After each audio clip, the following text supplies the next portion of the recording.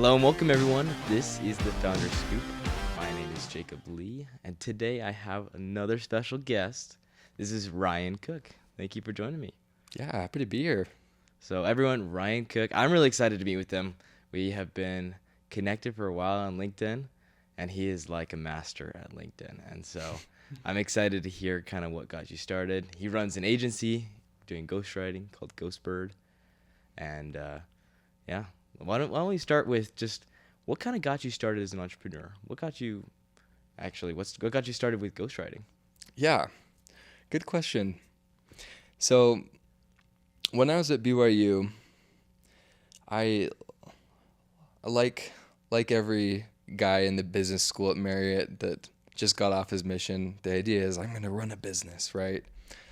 And I started a t-shirt company, and I'd started a couple things before that, and of course all of them just flopped. Most t-shirt companies do. Apparel is so hard, but really all businesses are so hard, and I just couldn't figure out how to make the sale. I was like, how are all these other companies doing it? They have email lists. They have people who know that they exist, so they come to the website and buy from them. How do you do that though if you don't have either of those things? I took an elective at BYU by a guy named William Arnett, and William was just like 25, 26 years old, just like a young guy, adjunct professor. I was like shocked that he could be a teacher. And he was a theater kid, and he told us how there's this thing called the Google Ads grant for nonprofits, that nonprofits can get $10,000 of free ad spend from Google every month. Just crazy. And he would call up these theaters and say, hey, I want to run your ads. There's this grant. Just pay me a management fee and I'll help you use this. Oh, interesting. Cool, right? Yeah. And one day in class, he just kind of, as a side note, said, by the way, did you guys know that museums are also nonprofits? I think that could be another really successful version of my business. Oh, interesting. And in that moment, I was like, He just gave you the idea. Yeah. I don't hate museums. I'm a museum guy now. Let's go. So I really just threw myself to the sharks, and I started calling up museums. William helped me set up a Facebook ad to market to them and be like, you guys should be using this $10,000. And I picked up a few clients that way, and that was the beginning of my marketing agency. Wow. And That's since cool. then, it's just evolved into ghostwriting, as I've found that this is the service that I'm the best at and people want. And I don't know, it just gets me excited. I've always loved writing. That's awesome. That's cool. So what kind of helped you make that transition? Like, because, I don't know, those sound similar, but not, I mean, it's just a more specialized version of marketing. Yeah. Did you just, yeah, so what kind of helped you hone your skills there? Yeah, great question. So I came to a point with my marketing agency, Quartz Marketing at the time, where it was doing good. Like I was living off of the money and I was living great, but I just didn't feel like it could grow because not only had I picked up Google ads, but I had picked up Facebook ads and social media, making Instagram videos, and also posting on Facebook, and also Google Business Profile, just every service. If people wanted it, I would give it to them. And it worked well because people heard about me, and so I was purely growing based off of referrals. But you can only grow so fast if you're just waiting for people to come to you. Yep. That's how I feel. I've like only done referrals so far, and it's like, okay, we gotta pick things up and start marketing. Yeah. Referrals are awesome because they come and they're ready to pay. They're good clients because they really want you and they know you. But you can't grow on only referrals. At least I don't know how to. And so I felt like I needed to choose a niche because I noticed that I was repeatedly getting outbid on projects by more specialized agencies. I was looking around at like past students and friends of mine who run agencies that make, hundreds of thousands a month. And I noticed that a couple things they all seemed to have in common was that they had a very specific industry that they served with a service that industry just desperately needed. That was one thing. And the other thing that seemed to be really common is that they had a huge social media following somewhere. And I had neither of those things. And so eventually I just decided to go all in on the ghostwriting because it felt like it fit the criteria I was looking for. I love it, dude. So what is ghostwriting? It's honestly kind of crazy. If you go on social media or you like read a book by a celebrity or really anyone who isn't a professional writer by trade, it was ghostwritten. And like probably 90% of what you read on social media by your favorite influencers or thought leaders or speakers was not written by them. It was written by a ghostwriter, someone who knows how to speak like them, just because really important people don't have time to be putting out that much content. So yeah, a ghostwriter is someone who doesn't get credit for what they write because you're writing in someone else's name. And is that like legal? People ask that a lot. And yeah, it totally is. It's this, I mean, to the degree that the ghostwriter and the author are in agreement that this is how it works, then yes. But I kind of picture it as the same relationship that, you know, a boss and a secretary might have. You know, they get a bill or they get a letter or an email and the boss says, respond for me. You know, nobody doubts that relationship if the secretary has the right to do that. And this is similar. That's cool. So that brings up a good point. I imagine it allows you to have some really cool relationships through ghostwriting. Yeah. What kind of relationships have you been able to develop, and how has that helped you? Yeah, you know, it's like one of my favorite things. I mean, I'm sure you resonate. My living is to get paid to interview really successful people. Like I have clients who are multimillionaires, a couple who I think are billionaires. Wow. And they literally pay me for me to ask them about their life thoughts. You become like the people you interact with. So just hearing their thoughts about how do they hire, how do they fire, how do they get clients, how do they invest, consciously and subconsciously, I feel like I'm just looped into some of the coolest ways of thinking that are out there. That's cool. Yeah. You know, I had someone say like that kind of phrase earlier to me this week, and it was like you are the sum of the 5 people you spend the most time around. Yeah. And I had a thought where I was like, man, I want God to be my number one. Yeah. And I was like, he's not my number one right now. I need to do better. But yeah, that's definitely a really fun aspect of being a podcaster too, is being able to interview so many people and surround yourself with just amazing people. So I think that's a really cool line of work that you're doing. Thanks. Yeah, and that is a really cool thought. It makes me wonder too if God is in there. It's kind of like we put him in a partition area of our lives rather than making him like one of the top 5 biggest voices that influence you. Yeah. So okay, let's keep moving on this then. How's like your faith influenced you as you've grown your business? When I was working a really hard 9-to-5 job, and I just felt like I had no time. I was getting worked to the bone. I couldn't do the things I wanted to do. I didn't even have time to exercise.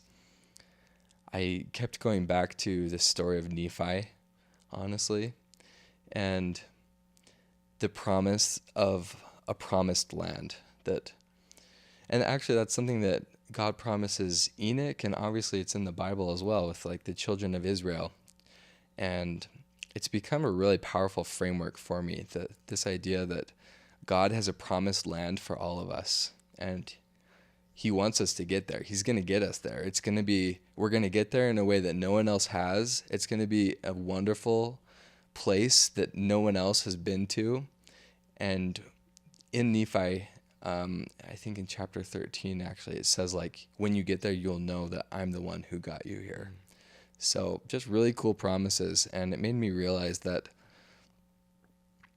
if I just stay on the right path, and exercise faith, I believe God will get me there. And I can definitely say he has. I love that. Where do you think your destination is? Where is your promised land? Like, what does that look like to you? So honestly, to some degree, I feel like I'm kind of there. You That's know, awesome. No I'm at way. least out of the ocean, out of the wilderness where I was like miserable and starving. Now I have free time. I have enough money to do pretty much everything that I want to do. I mean, not like I can buy a mansion. Would be cool to have that at some point. But yeah, I've tried to just be happy with what I have been given, because I feel like I have a personality to spend 10 years trying to reach a goalpost, and then I'll get there and I won't even take a minute to celebrate, because now I'm like, oh, what's that over there? Another goalpost. That's actually where I need to be, you know? And it's just a huge trap. So I try to not think about where I want to be, and I try to think more about how lucky I am to be here now. Yeah. So that brings up a good point.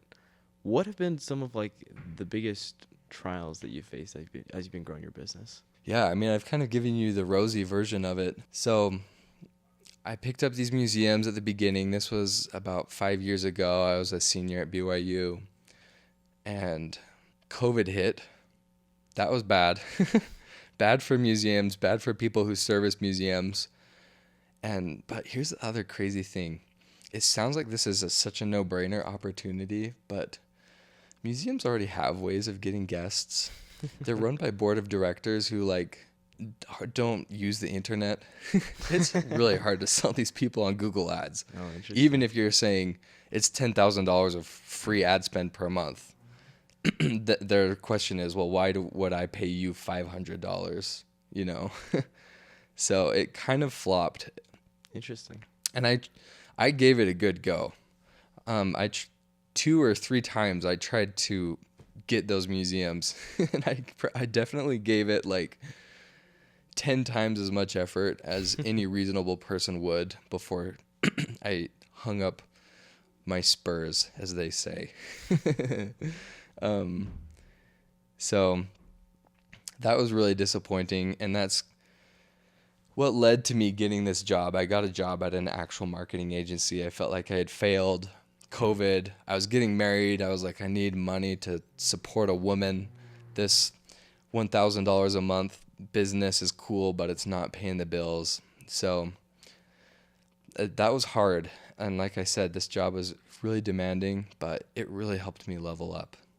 To see how an actual marketing agency bills, how they invoice people, what services they offer. And I was just a low-level employee. Like, I wasn't someone who was in the sales conversations, but I was nosy, man. And my boss was really someone who wanted me to be empowered with knowledge. And so when I asked how things worked, why do we do this? Why do we do that? He was really just open to giving me the keys to the kingdom as much as he could. And I felt like it helped me do a better job for them. Like, I honestly think that it is awesome leadership. And with that knowledge too, I was able to go back to running my own agency and actually run it and grow it the right way. I think that's a good point that you bring up there. I feel like as entrepreneurs, we like look down at getting a job. Yeah. It's like, oh, I'm an entrepreneur. I don't need that. Yeah. But sometimes like your business will bring you to your knees and you just need money. You need to work. And it ends up being a great opportunity because you get to learn. Totally. And so I think that's really cool. You were willing to do that, and that you were able to leverage that experience to do what you're doing now. Thanks. So Yeah. You know, it's entrepreneurs, our naivete is our strength and our weakness, right? Yeah. We legitimately think we're going to just get into a business and instantly start running it as well as someone who's been in the game for 10 or 20 years. And you got to learn those. You got to learn that either by getting a job or by hiring people who know that stuff, or if you can find some other way, then great, but don't assume you know how. That's what I needed to learn the hard way. So what else would you say would help entrepreneurs like overcome that that pride, I guess?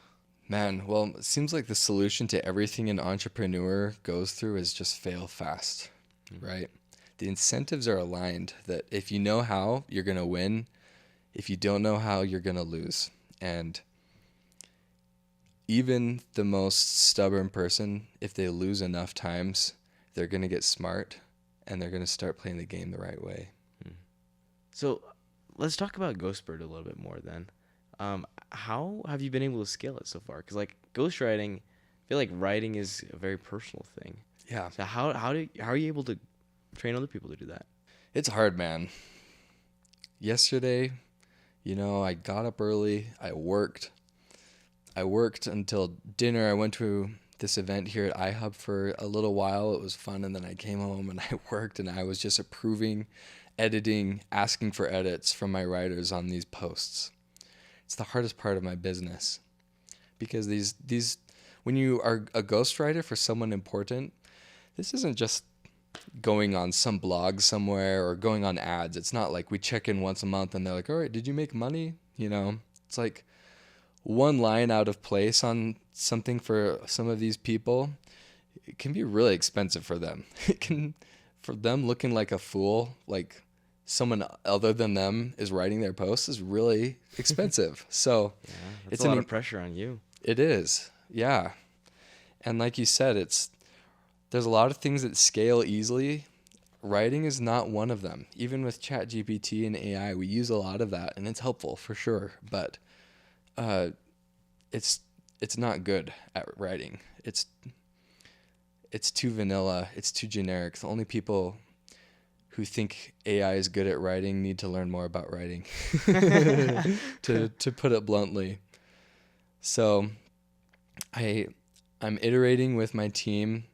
I put out a competition that of my 4 writers, whoever needs the fewest edits each month on their writing, they get a huge cash prize. Oh wow, that's cool. And my writers also get paid a commission based on how many impressions their posts that they write get. Mm. So it's cool to have those incentives lined up because when you pay someone by the hour, a lot of people will do a good job, but we're all wired to try and put less effort into things while getting the same results.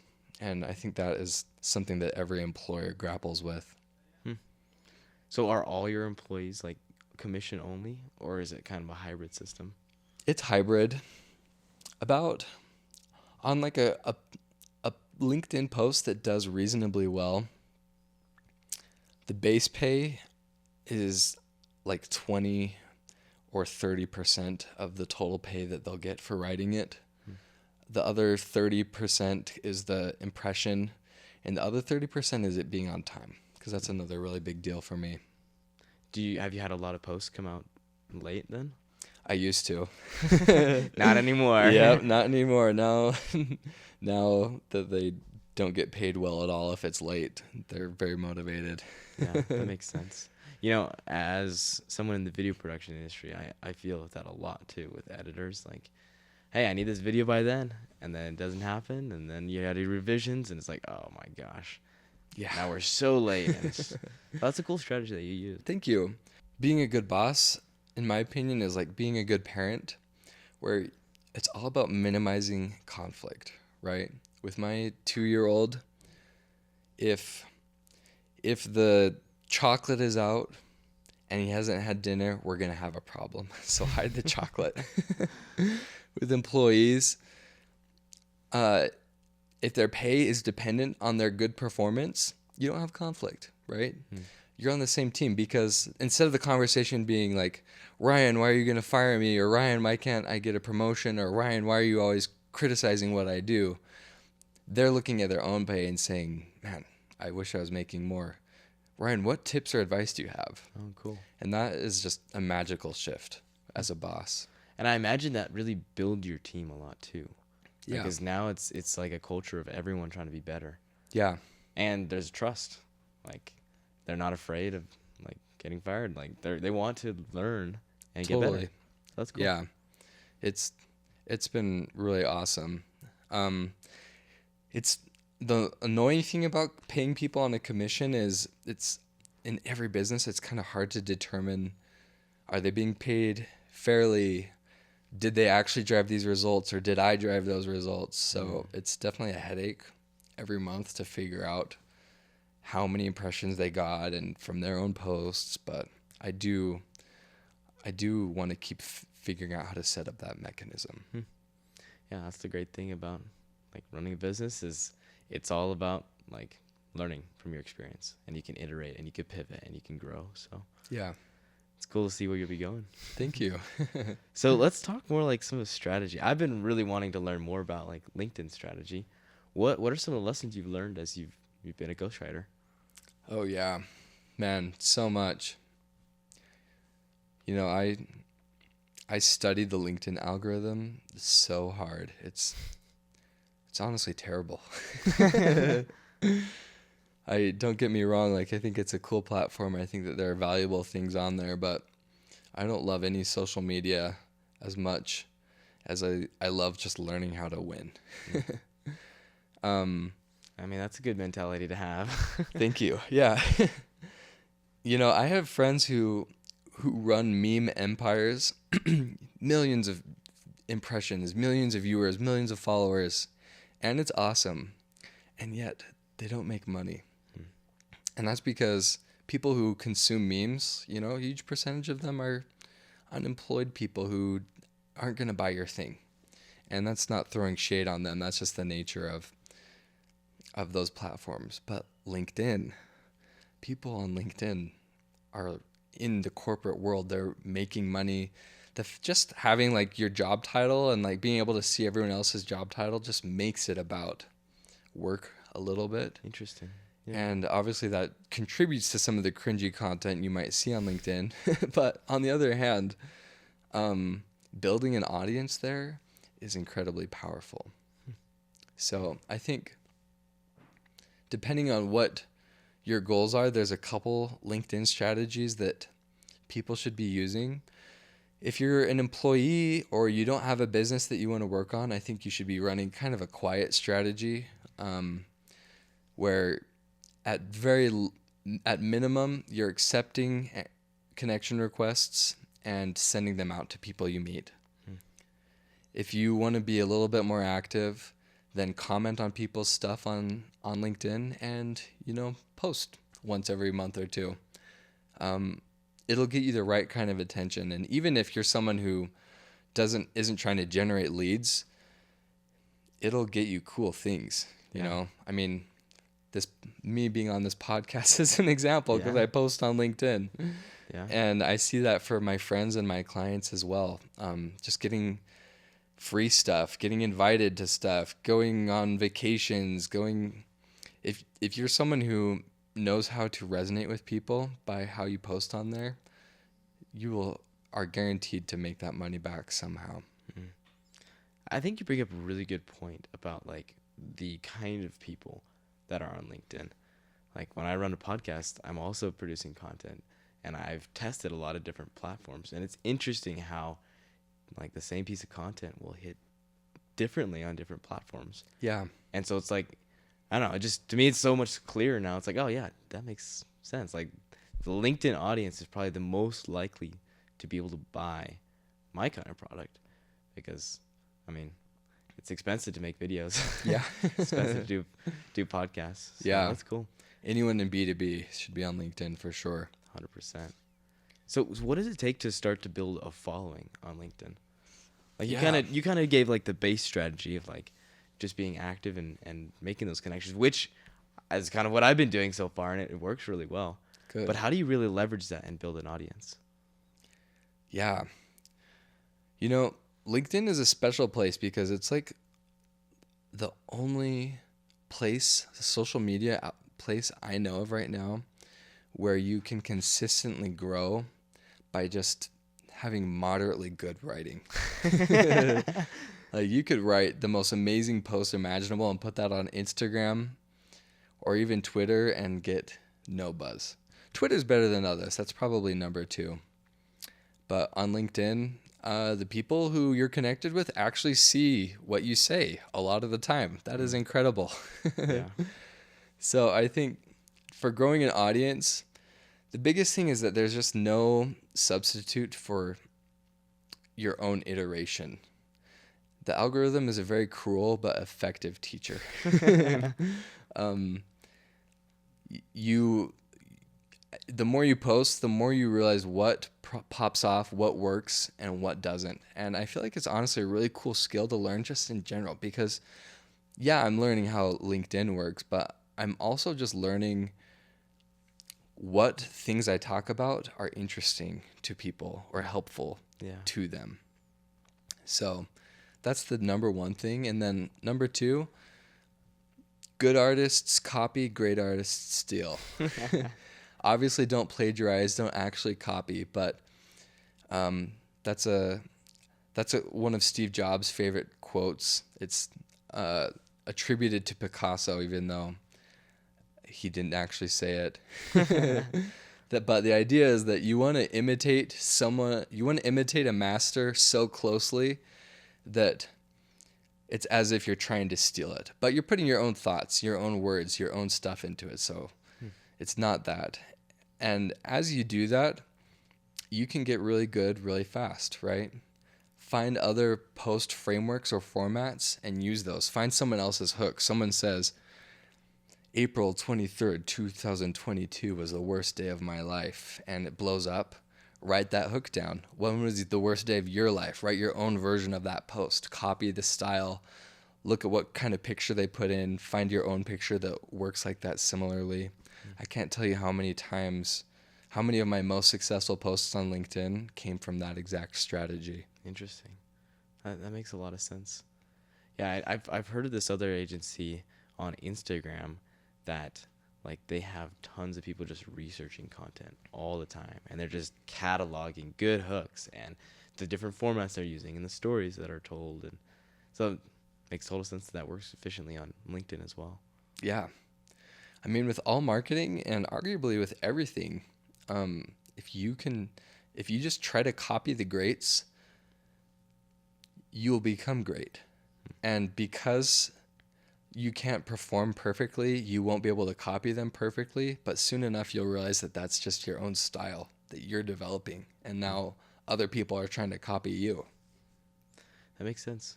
Something I've noticed on LinkedIn is a lot of people are using AI, and the voice of their posts all are starting to sound the same. Interesting. It's interesting to me. I've seen that too. What do you do to kind of avoid that in your agency? You know, I think with all AI content, we're asking these kind of existential questions. Like, what does feel human made? Also, like, what is the algorithm going to punish me for, right? Because algorithms are at war with these bots that just spew AI garbage. But I do think that there's a right way to use AI, and I think it largely comes down to, is what you have to say good? Because if you have a really cool post idea and you use AI to help you write it, it's going to pop off, and great, it should. It doesn't matter how those words came to be. But if you're just like, generate 10 ideas for someone who runs a podcast agency, and then you're just directly posting what ChatGPT gives you, garbage. So it needs to have your touch at the beginning and the end, even though the AI can do a lot of the middle work. That makes sense. How has like building an audience helped you grow your business? Man, it's been incredible. Yeah, I'm starting to see why all my friends who were scaling their businesses in crazy ways did it off the back of an audience that they were scaling. And it's just because in 2025, if you wanted to buy a time machine to buy real estate in Manhattan, that would be awesome. We don't have time machines that can do that.